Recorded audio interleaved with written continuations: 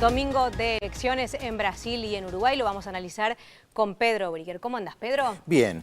Comencemos por Brasil, si te parece, por este Claro. triunfo ajustado de la presidenta Dilma Rousseff, pero triunfo al fin y que vuelve a ser presidenta ya con la cuarta presidencia para el Partido de los Trabajadores. Efectivamente, ajustado, pero todo depende de donde uno se pare, porque al fin y al cabo para los del PT lo importante es que se ganó. Por supuesto. De una distancia de 3 millones de votos, algunos dirán, esto es poco, son 3 puntos porcentuales. Es verdad, cuando estás en la oposición y te ganan por 3 puntos, decís, estamos muy cerca, hay que generar consensos. Pero para el que ganó, lo importante es que se ganó. Recordemos que Salvador Sánchez Serén en El Salvador ganó por apenas 6.000 votos, pero ganó. Y si vamos a los Estados Unidos vamos a encontrar también lugares donde hubo una disputa bastante cerrada. Y siempre en la segunda vuelta suele ser así, un porcentaje cercano, suele ser. Depende, no, porque el PT estuvo bajando. En el 2002, cuando ganó la primera vez Lula, obtuvo el 61% de los votos. Tengo acá los datos. Sí. Y el PCdoB, porque se disputan el PCdoB y el PT Sí. ya hace varias décadas, la presidencia tuvo el 38% de los votos. El PT viene cayendo, 61, 60, 56, 51. El PCdoB va creciendo, 38, 39, 43, 48, pero no le alcanza para ganar.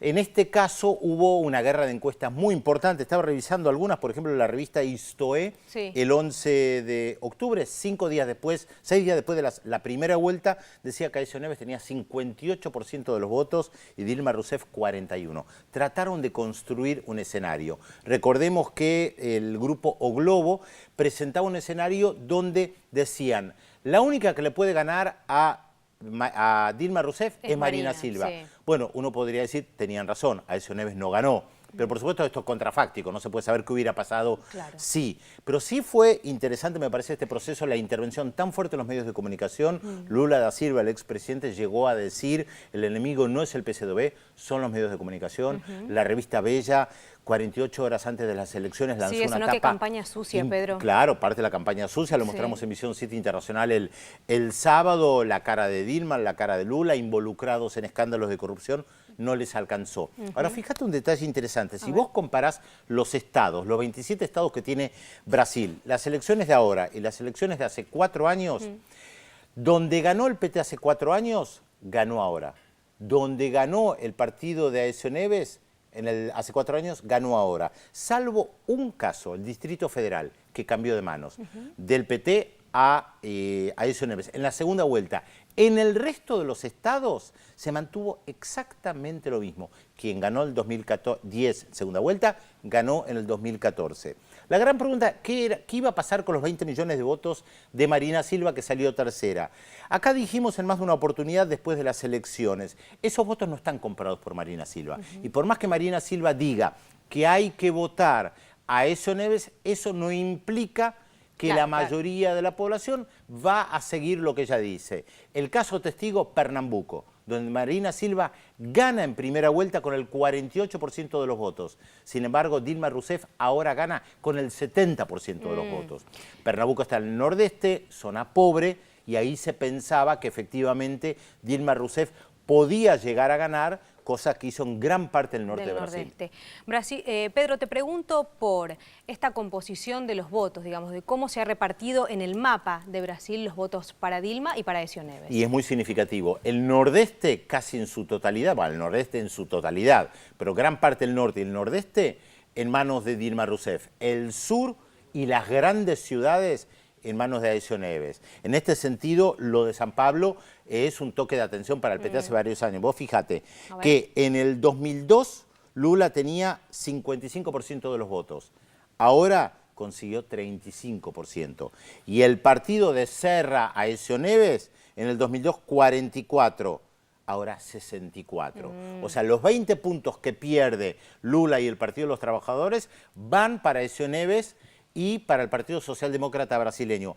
Es un toque de atención y además el PT perdió Río Grande do Sul, la zona del sur, donde su capital es Porto Alegre, que tampoco la gobierna el PT. Por lo tanto, ese es un golpe fuerte para el Partido de los Trabajadores, que estaba gobernado justamente por el PT. Ahora, el mapa hay que mirarlo también a nivel de gobernaciones y a nivel del Parlamento.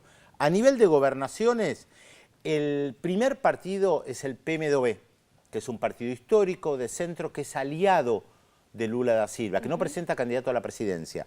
En el Congreso, el PT es la primera minoría, o sea, no tiene mayoría. Vos fíjate que es lo que aspiraba Tabaré Vázquez en el Uruguay, Claro, llegar a la mayoría. Bueno, el PT está lejos de tener la mayoría, pero hay un dato significativo.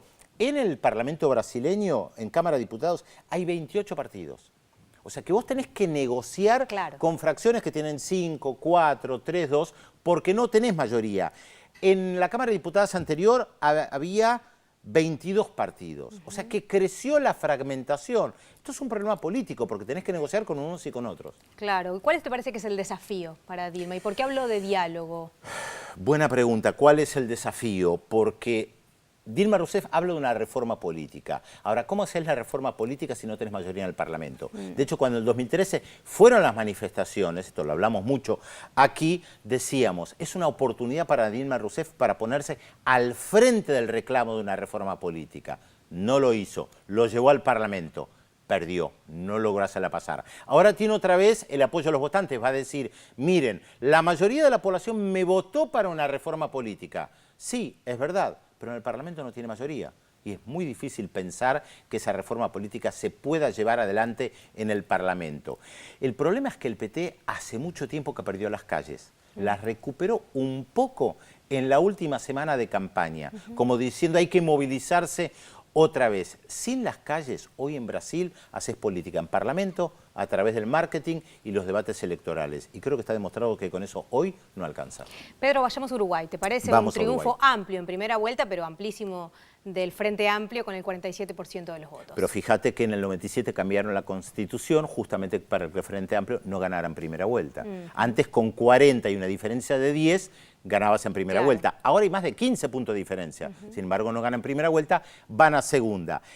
La inmensa mayoría de los analistas que no expresan lo que se llama expresión de deseos, me gustaría que, sino que hacen un análisis un poquito más objetivo, piensan que el Frente Amplio gana en segunda vuelta. Vos sabés, a mí me gusta decir, no nos adelantemos. Bueno, pero la diferencia es muy amplia. Sí, pero los dos partidos conservadores juntos tienen una buena votación, hay un 3% que consiguió el Partido Independiente, hay votaciones de otros grupos de izquierda que hicieron una buena votación.